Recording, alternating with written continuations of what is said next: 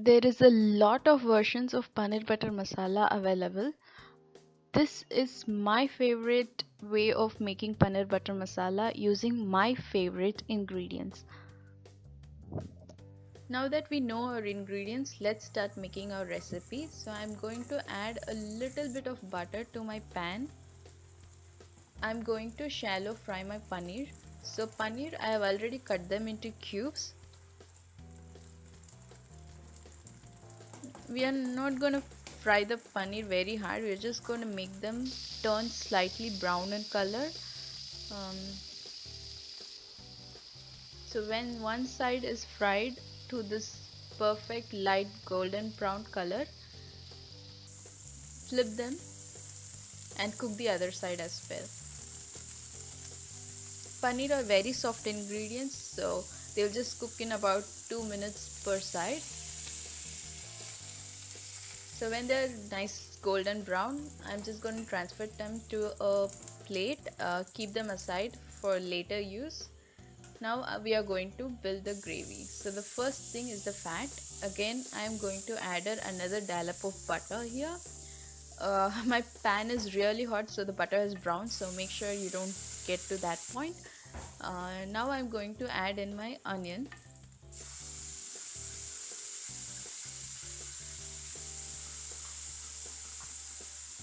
To note how an onion is cooked is when they turn translucent, they are cooked. So make sure they come to that point. And now we are going to add the second ingredient of our base, the tomatoes.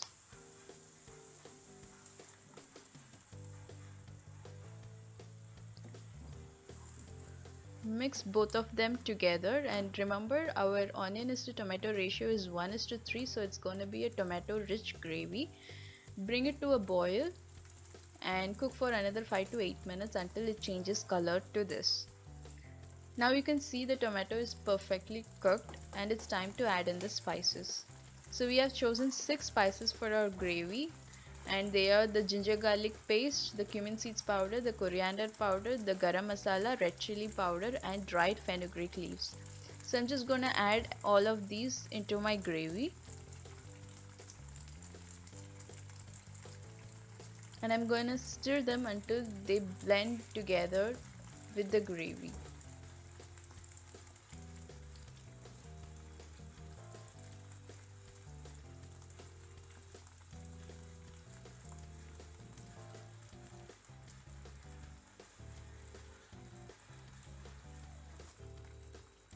And before forgetting, we have to add salt to our recipe.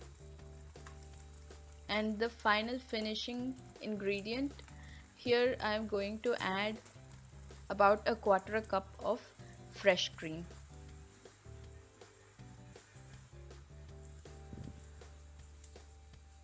I'm adding this before my main ingredient is because I want to blend the fresh cream thoroughly with the gravy.